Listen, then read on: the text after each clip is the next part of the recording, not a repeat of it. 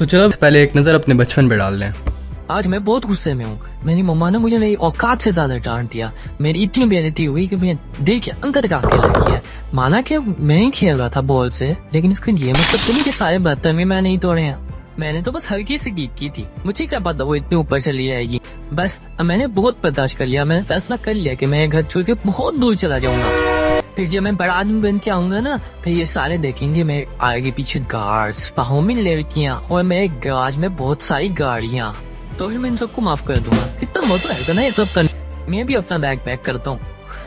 और फिर ये सब बोलने के बाद तुम अपना स्कूल का बैग उठाते थे और उसको खाली करते थे, किताबें उठा उठा के फेंक के, 2 अपनी मर्जी की शर्ट्स, 2 अपनी मर्जी की पैंट और कुछ अपने फेवरेट खिलौने उठाकर बैग को पैक कर लेते थे। बस इतना ही तुम्हारे घर से भागने के लिए काफ़ी था। तुम फुल फिल्मी इमोशनल मूड में जा रहे थे और घर से बाहर। लेकिन फिर क्या हुआ, रास्ते में तुम्हें तुम्हारे अबू मिल गए। जैसे उन्हें पता हो कि ये उल्लू का पट्टा क्या करने वाला है, इसको मैं अभी देख लेता हूँ। तो इसी ऑन द स्पॉट इनकाउंटर की वजह से मेरे घर वालों ने पहले ही एक वीडियो बना दी है। अगर देखनी है तो ज़रूर देखना। ऐसी मज़ेदार यादों से भरे होने की वजह से बचपन एक खूबसूरत टाइम होता है। उसकी एक और वजह ये है कि इस टाइम पेपर्स की फिक्र नहीं होती थी, जैसे मर्जी दे आते थे और फिर भी फर्स्ट पोजीशन आ जाती थी, पता नहीं कैसे। Embarrassment moments. तो हम सब के बचपन में ऐसी यादें ज़रूर होती हैं जो अचानक से दिमाग में आती हैं और फिर हम खुद को कोसना शुरू हो जाते हैं और एक अपने आप से ऐसी फीलिंग आती है, बंदा कहता है ये भी मैंने किया था। अब जैसे तुम आराम सुकून से बैठे हुए अपने मोबाइल को देख रहे हो, अचानक से तुम्हारे दिमाग में ख्याल आ जाता है तुम्हारे बचपन की RS फाइट। RS से मुराद रेजर और शॉर्पनर। अब होता क्या था, तुम इस RS फाइट के अंदर तुम्हारी आखिरी गोली यानी तुम्हारा आखिरी रेजर जाके डस्टबिन में गिर जाता था। अब वही तुम्हारी आखिरी उम्मीद थी। उसे उठाने के लिए तुम पूरे हीरो वाले मूड में जाते थे। एक टांग पे तुम्हारे रेजर लग गया बीच में और तुम अब एक टांग से लंगड़े हो। उस एक टांग से लंगड़े होते हुए मेंढक की तरह तुम टिप टिप जा रहे हो। अब तुम डस्टबिन तक पहुंच गए, कैसे कैसे करके पहुंच गए। अब तुमने क्या किया, डस्टबिन के अंदर हाथ मार दिया और अब तुम पीछे सुपर इंस्टेंट की पावर से देखते हो और तुमने क्या देखा, तुम्हारे अपने टीममेट भी पीछे तुम्हारे खिलाफ खड़े हुए। ये तो कुछ भी नहीं था।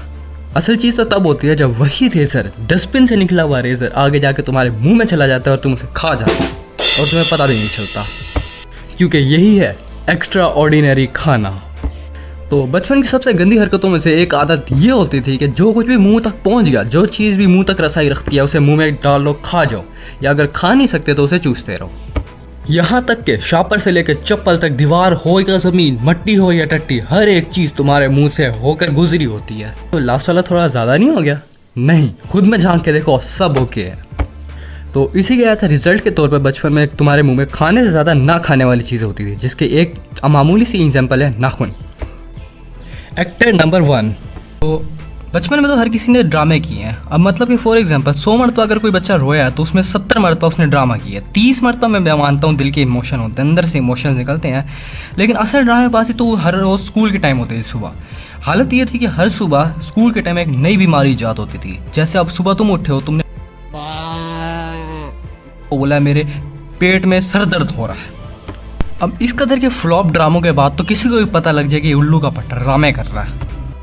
असल ड्रामेबाजी तो उस टाइम होती थी जब तुमसे कोई चीज़ टूट जाए। तुम ऐसा बिहेव करते थे जैसे कि तुम्हें तो इस दुनिया से ताल्लुक ही नहीं रखते। तुम दुनिया के हो ही, तुम्हें पता ही नहीं क्या चल रहा है। बचपन की गेम्स। अब बचपन में तुमने जो भी गेम खेले उसके रूल्स को तो तुमने बनी बनाई गेम्स को बिगाड़ने में PhD करने के बाद तुम चले गए स्कॉलरशिप पे अपनी गेम्स को बनाने। अभी ऐसी कोई गेम नहीं है जैसे तुमने कोडिंग करके PUBG मोबाइल बना दिया। अभी ऐसी गेम है जैसे तुमने घोड़ा सवारी टाइप की कोई गेम बना दी है। अब ये सब तमाशे करने के बाद चले जाते हैं तुम क्रिकेट खेलने। अब क्रिकेट में क्या असूल होता है, जिसका बैट उसकी मर्जी, जिसकी बॉल वो कैप्टन। इत्तेफाक से बैट भी हमेशा ऐसे आदमी के पास होता था जिसे क्रिकेट की ABC भी नहीं पता। 10 मरतबा उस अकेले बंदे को आउट करना पड़ता था, पूरी टीम अपने अंदर लेके फिरता था वो बंदा। अब चलते हैं इमेजिनेशन की दुनिया में। हर एक बच्चे के बचपन में सिर्फ 2 ही ख्वाब होते थे, या फिर तो उसे डोरेमोन की पॉकेट मिल जाए या उसे बेंटन की वॉच। और अगर तुमने ड्रैगन बॉल Z देखे हुए हैं तो फिर तो तुम हर वक्त यूँ चीखें मारते रहते थे ये सोचने कि तुम सुपर सेन ले लोगे। और कामे हाँ में हाँ तो तुम्हारे ऐसे रोज़ की रूटीन थी। अगर किसी दिन तेज़ बारिश हो रही है तो तुम्हारा बारिश में खड़ने का सिर्फ एक ही रीज़न होता था कि अभी बिजली मेरे पे गिरेगी और मेरे अंदर सुपर पावर्स आ जाएंगी। अब चलते हैं बचपन की प्लानिंग्स की तरफ। हर एक की बचपन का प्लानिंग का एक ख्वाब तो यही होता था कि मैं घर छोड़ के जाऊँगा और बड़ा आदमी बन के आऊँगा, जिसे मैं पहले ही एक्सपोज कर चुका हूँ। अब जब भी वर्ल्ड कप हो रहा है तुम्हारे अंदर एक क्रिकेटर का कीड़ा जाग जाता था, वो जो तुम्हें कहता था कि तुम एक क्रिकेटर हो, तुम्हारे अंदर से क्रिकेटर वाली आवाज़ आना शुरू हो जाती। अब अगर तुम्हारी टीम हार गई है, तुम्हें अंदर से फील होता था कि हाँ मैं ही बड़ा होकर अपनी टीम को जिताऊंगा, और तुम यही सोचते सोचते मैच के हारते हुए 2 मरतबा टीम के वर्ल्ड कप भी जितवा जाते थे। तो आज के लिए बस इतना ही। तो चैनल को सब्सक्राइब करना, वीडियो अच्छी लगे तो लाइक कर देना, आगे शेयर करना।